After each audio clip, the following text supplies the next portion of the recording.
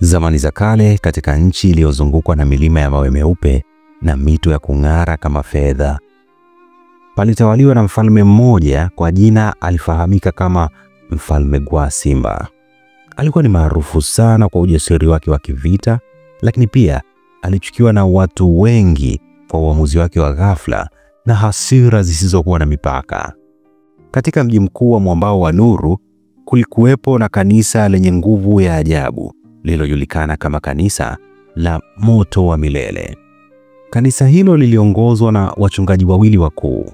Mmoja alikuwa ni Askofu Mzee Mikaya, mwanaume wa maono na unabii, na mwinjilisti Malea, aliyekuwa ni mwanamke mwenye ndimi za moto na maono ya kiroho yaliyotikisa miji. Sasa siku moja, kwa madai ya uchochezi na kueneza hofu miongoni mwa raia kwa maono yao ya giza kuhusu hatima ya taifa hilo, mfalme aliyefahamika kama Gwasimba alitoa amri kali.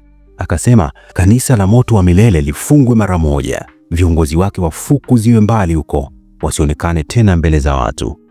Wanajeshi walifika ghafla usiku wa manane, wakavunja milango ya kanisa, wakalifunga kanisa kwa kufuli 7 za shaba na kuwafukuzia mbali wachungaji wake kwa aibu kubwa sana. Mji ulitetemeka, watu walilia, lakini hakuna aliyeweza kupinga amri ya mfalme, kwa maana alikuwa na nguvu kama simba wa nyikani.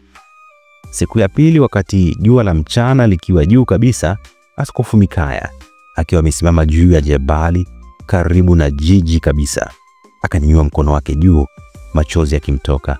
Akasema kwa sauti kubwa, Gwasimba, mfalme wa nchi hii, umelifunga hekalu la Mungu, umefukuza watumishi wake kwa dharau. Laana haitakosekana juu ya kiti chako cha enzi. Mwinjilisti Malea naye akaongea kwa sauti iliyotikisa upepo. Akasema, mbingu zimesikia, dunia imeshuhudia. Kwa jina la Aliye Juu, dhoruba ya kiroho itakukumba na mwanga utazimika katika nyumba yako. Watu waliokuwa karibu walitetemeka kwa hofu. Mfalme alipata habari za maneno hayo, akacheka kwa kejeli sana. Watakatifu wa uongo hawa wanadhani maneno yao ni sumu. Mimi ni Gwasimba bana. Gwasimba aliyejenga miji 7 kwa mikono yake, laana yao haiwezi kanigusa. Lakini kuanzia siku hiyo, mawingu meusi yalianza kutanda juu ya hekalu.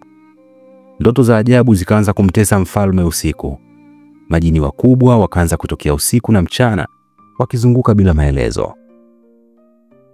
Watumishi wa ikulu wakaanza kufa mmoja baada ya mwingine kwa magonjwa ya ajabu, na bado Gwasimba aliendelea kupuuza.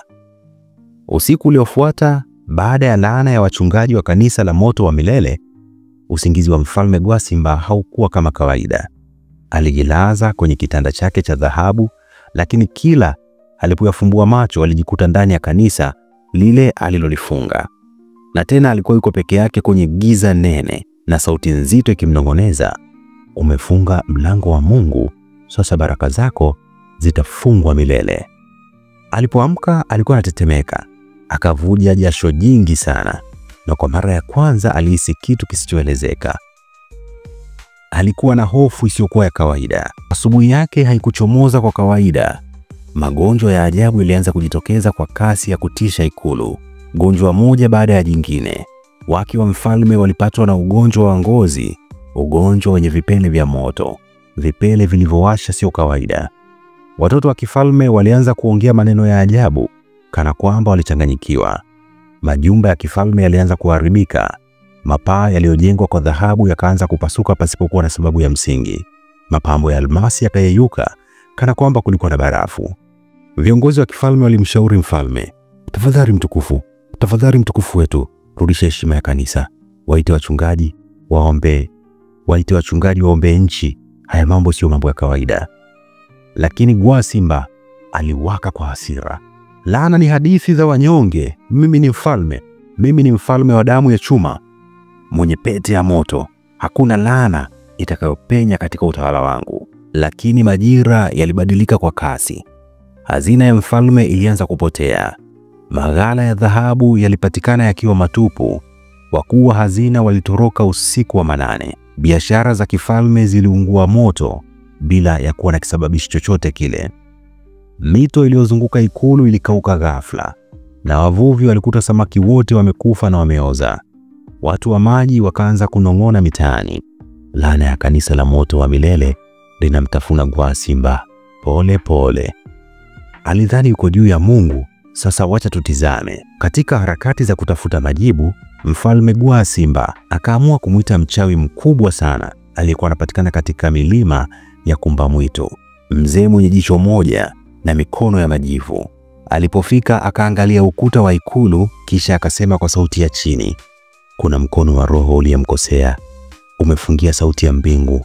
Ili heshima yako irudi, lazima ufungue mlango ulioufunga. Lakini hata kabla mfalme hajafikiria cha kufanya, saa za giza zilikuwa zimekaribia. Kitu kibaya zaidi kilikuwa njiani. Ilipofika saa 8 za usiku, upepo wa ajabu ulianza kuvuma katika mji wa mwambao wa nuru. Miti ilipiga miayo kama inalia na mbingu zilifunikwa na mawingu meusi yenye umeme wa kimya kimya. Kama ukitizama unaweza ukasema ni mbingu zilikuwa zinalia. Ndani ya ikulu, mtoto pekee wa Mfalme Gwasimba, kijana wa miaka 16 aliyefahamika kama mtawala mteule Gashai, alianguka ghafla akiwa kwenye karamu ya kifalme. Alikuwa anacheka akitumbuiza wageni. Ghafla akanyamaza, akakodolea macho dari, kisha akaanguka chini kwa kishindo kikubwa. Daktari wa kifalme alikimbizwa upesi ili amchunguze kijana huyo. Akaangalia mapigo ya moyo, akamtikisa, akapiga kelele. Mtoto wa kifalme hana pumzi, hakuna mapigo ya moyo, amekwenda. Vilio vikaitikisa ikulu. Malkia mzazi wa Gashai alipiga kelele za uchungu. Malkia akazimia. Watumishi wakaanza kukimbia huku na huko. Wachawi 4 wakaitwa haraka. Wote walikataa kuingia katika chumba alimwangukia huyo kijana. Mmoja wao akasema kwa sauti ya kupasua moyo, huyu hakufa kwa kawaida. Kuna mkono wa Mungu umeamua kuiondoa taa ya kifalme. Kwa mara ya kwanza, macho ya Mfalme Gwasimba yalijaa machozi. Aliketi chini, akatupilia mbali taji lake, akaguna kwa sauti ya kilio kilichozimwa. Niliwafukuza watumishi wa Mungu nikawadharau. Sasa nimepoteza damu yangu ya mwisho. Usiku huo, bila kutangaza kwa yoyote, mfalme alitoka ikulu akiwa amevaa joho la kawaida, akafunga safari ya usiku mpaka kwenye mlima wa Magome, mahali walipokimbilia wachungaji wa kanisa la moto wa milele.